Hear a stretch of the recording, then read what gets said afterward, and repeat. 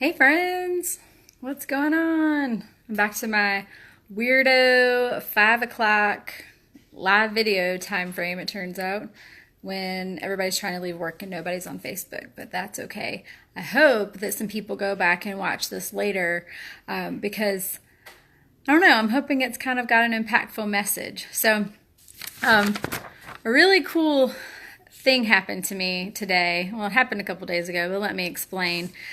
So that conference that I was at a conference like 2 months ago with the Prove It people.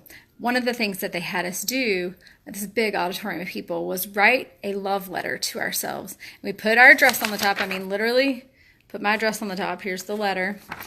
And you handed it over in the aisle, and some person I didn't know took it.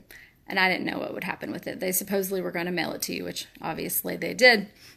But you were supposed to write a love letter to yourself, and it would, it should be things that you really truly believe about yourself, or things that you really wish you could see in yourself or believe about yourself. So it was really, really cool. And I couldn't have told you until this morning what I even wrote in that letter, but I remember being really into it at the time. And I wrote it really fast. I didn't think. I wrote it and I was done. And I was like, okay, on to the next thing. But I'm going to read you what it says, and it's really, really cool. So I almost want to suggest to you guys that you literally, and it sounds cheesy, but I think everyone, and I'm not even kidding, I think that you should sit down and write a letter to yourself and, I don't know, put it in an envelope and put it away, or, physically go out and mail it to yourself.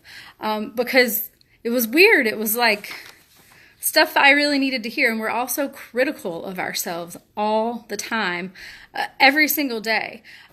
So I don't know. And your thoughts become your reality most times, or all the time. And so something like this sounds ridiculous maybe, but it's really awesome. Yes, it's awesome. What's up, Angela? So I want to read this to you guys because it's weird, because I got it. I don't remember when I got it in the mail. I knew exactly what it was when I saw the envelope, and I hadn't thought about it in 2 months.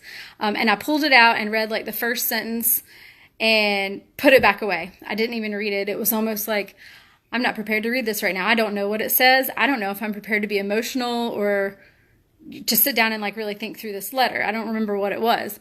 And so today, this morning, before, I sat down to start working, I opened it up and I just read the whole thing to myself. And I think you should do this for yourself too. So let me read it to you. Hopefully I don't cry. I don't want to cry today. Ugh, I might.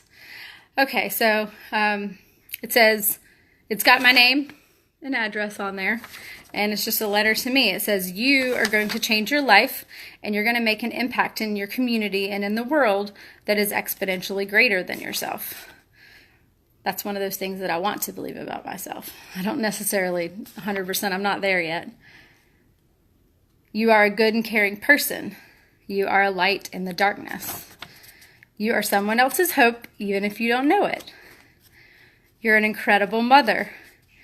You are a good and faithful and supportive wife. You are an amazing listener and a friend that can be the strength when there is none.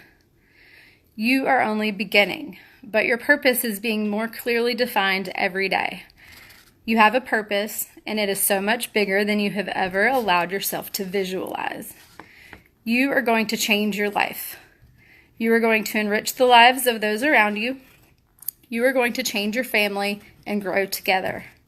You are so enough, and you have it in you to help others see and believe the same in themselves.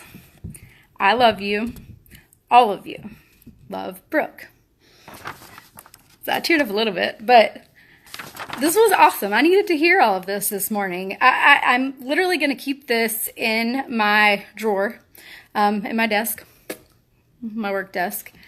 And I don't know if I'll read it to myself every day, but I think reminding yourself of who you want to be is impactful. And the repetition of reading that and thinking those things about yourself, or trying to think those things about yourself, makes it true. And it reinforces the ideas of who you want to be. That way you continue to take steps and consciously decide to be that person.